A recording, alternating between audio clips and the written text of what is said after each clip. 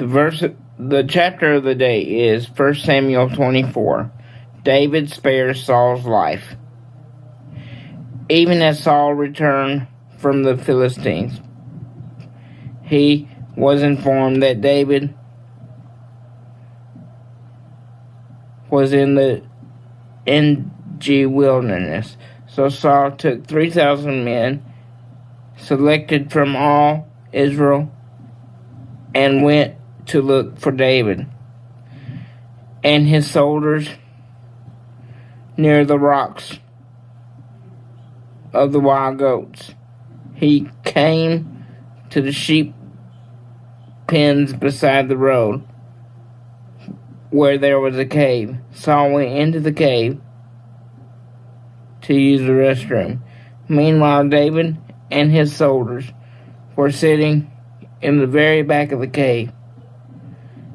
David's soldiers said to him,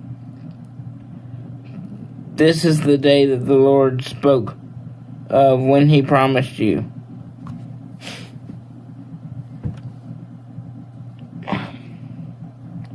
I will hand your enemy over to you, and you can do whatever you think is best."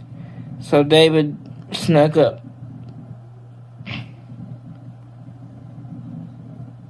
and cut off a corner of Saul's robe, but immediately David felt horrible that he had cut off a corner of Saul's robe.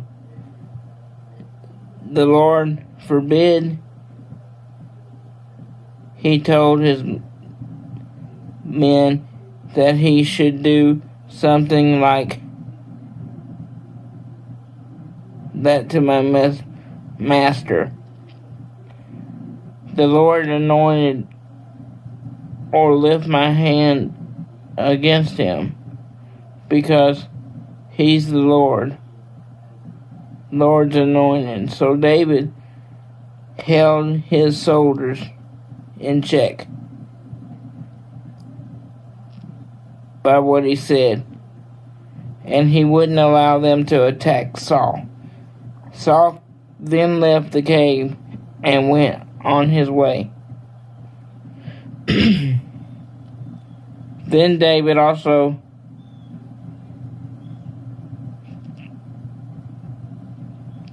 went out of the cave and yelled after Saul, "My master, the king." Saul looked back. David bowed low and out of respect, nose to the ground. David said to Saul, "Why do you listen when people say, 'David wants to ruin you'?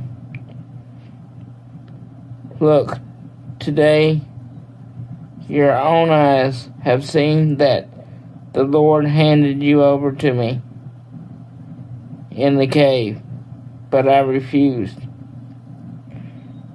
to kill you. I spared you, saying, 'I won't lift a hand against my master, because he's the Lord's anointed.' Look here, my protector. See the corner of your robe in my hand? I cut the corner of your robe, but didn't kill you. So now, know now that I am not guilty of wrongdoing or rebellion. I haven't wronged you, but you are hunting me down, trying to kill me. May the Lord judge between me and you. May the Lord take vengeance on you for me. But I won't lift a hand against you. As the old proverb goes, evil does come from evildoers.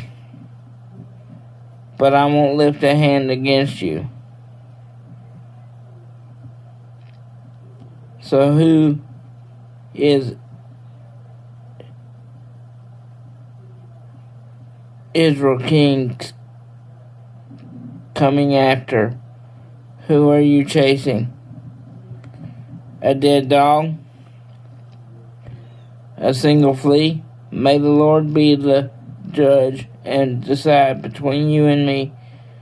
May he see what has happened. Argue my case. Vindicate me against you.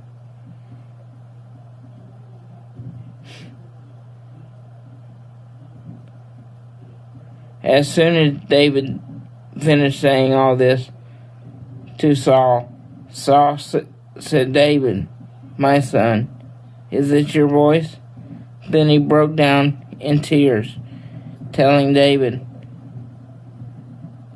you are more righteous than I am because you have treated me generously, but I have treated you terribly. Today you told me the good you have done for me, and how the Lord handed me over to you, but you didn't kill me. When somebody finds an enemy, do they send the enemy away in peace? May the Lord repay you with good for what you have done for me today. Now, even I know that you will definitely become king, and Israel's kingdom will flourish in your hands. Because of that, make a solemn pledge to me.